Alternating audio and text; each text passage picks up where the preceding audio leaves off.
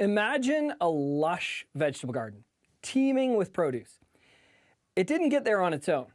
There was a planter, a gardener, or better described as a cultivator.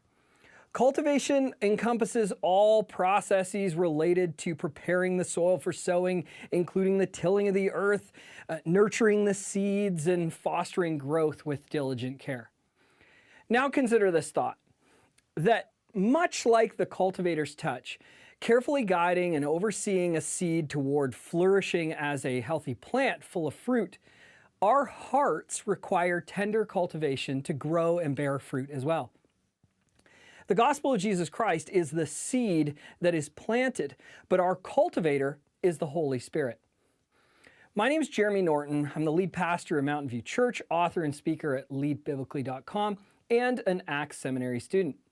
Today we'll embark on a sacred journey through a ministry of the Holy Spirit captured within the fruit of the Spirit from Galatians 5:22-23. As a deeper focus, only two pieces of fruit will be studied from the passage: the initial fruit of love and the closing fruit of self-control. As we navigate this spiritual landscape, we'll discover how the Holy Spirit ministers through these fruits within the church ministry and the Christian life. First, let's talk about love and the sacred cultivation.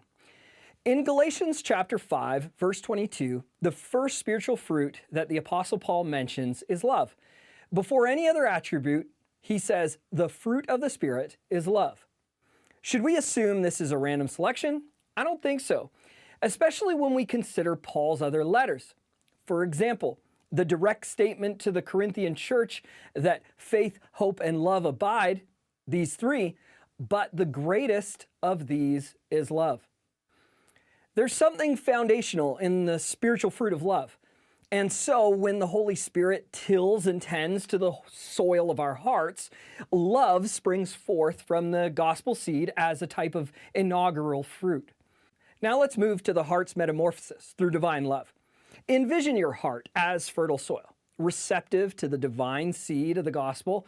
There's a metamorphosis of sorts that takes place through the divine love that begins by accepting Jesus Christ, then sealed with the Holy Spirit. Christ serves as the dawn of the Spirit's cultivation within us. He's the seed of love, germinating transformative change. The human heart, like soil, still needs nurturing, while the plant sprouts and grows. The ministry of the Holy Spirit works in our hearts to produce all spiritual fruit, first and foremost love. According to theologians Wilvard and Zuck, love, translated from agape, is listed first because it is the foundation of the other graces. God is love and loves the world. Such self-sacrificing love that sent Christ to die for sinners is the kind of love that believers who are spirit-controlled manifest. Love cannot manifest itself out of nothing, and this cultivation is not within our sole power. We can't simply snap our fingers and expect love to germinate inside of us. Our human efforts pale in comparison to the power that springs forth from the Holy Spirit when we open ourselves to His cultivating ministry. Although we're required to open our hearts, the Spirit orchestrates the transformation. We do not have the power to produce the bushels of love that are available through Him. In 1 John 4:16, we find an affirmation that God is the source of true love. So we have come to know and to believe the love that God has for us. God is love, and whoever abides in love abides in God, and God abides in him. Love is, therefore, the essence of God. Once again, try visualizing the Holy Spirit as a farmer tending a field. Love emerges as that first fruit because God is the wellspring of love. As we yield our hearts to God's cultivating Spirit, love becomes an outpouring that is both wonderful to experience and helpful to impact our world for good. Now let's move to self-control, surrendering to the divine cultivator. Let's venture into the back end of the garden, at times hidden by all the other plants and produce. or perhaps better described as the late season fruit of self-control, mentioned last in Paul's list of spiritual fruit given to the Galatian church. According to Psychology Today, self-control can be defined as, quote, the ability to manage one's impulses, emotions, and behaviors to achieve long-term goals, unquote. From a Christian perspective, this definition has missed the mark. The quest for self-control is a spiritual endeavor, not just psychological, and is far more complex than simple impulse control or impulse management. Reflect for a moment on the vast self-help industry of our modern time, which is projected to be worth $13.2 billion by the end of 2023 in the United States alone. And most of it is aimed at controlling one's life or self. Every new book or video series promises new results for an old problem, but the problem never seems to go away. Keeping within our garden metaphor, self-control often struggles to germinate, but when it does, it grows into one of the strongest plants, producing incredible benefits for the heart in which it has been planted. But here's the secret to germination that secular psychologists miss. Genuine self-control sprouts from relinquishing control to our divine cultivator, the Holy Spirit. Think of surrendering for self-control's divine mastery. Therefore, the fruit of self-control transcends human endeavors. It's an ability that is only captured through the ministry of the Holy Spirit. Self-control is not merely an inherent attribute. It's a divine skill that takes time to grow. The New Testament term for self-control, enkratia, unveils an understanding of, quote, self-mastery or self-restraint and countenance. It can be stated as, quote, dominion within, proceeding out from oneself, but not by oneself. These defining pointers help us understand that self-control sprouts from deep soil, far beyond our reach.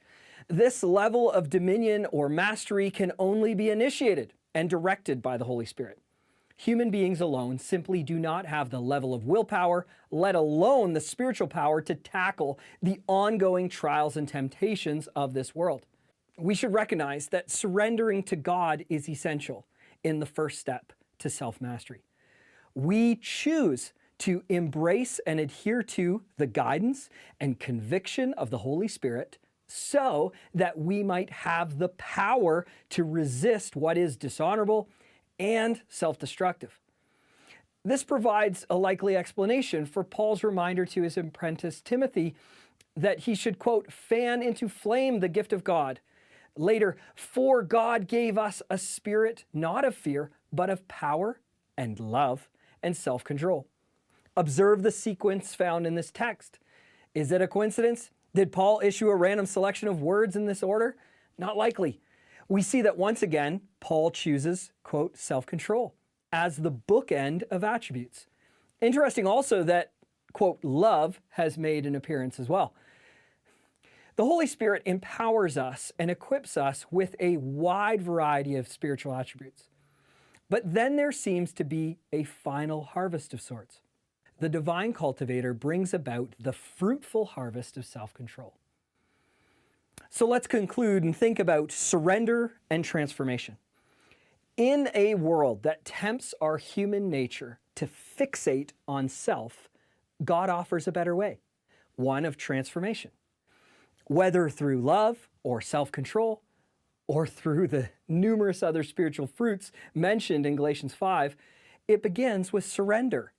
We must receive the gospel seed of Jesus Christ into the soil of our hearts.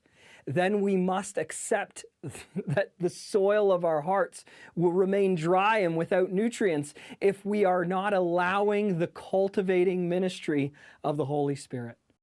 As we bring this walk through the garden of our hearts to a close, remember that love and self-control are not simply virtues. They are transformative gifts that enhance our Christian life and infuse our ministry with more of what the Spirit has to offer. May our hearts sprout with all of the spiritual fruit found in God's goodness and grace. And may the Holy Spirit continue to illuminate our paths as we use the produce we receive.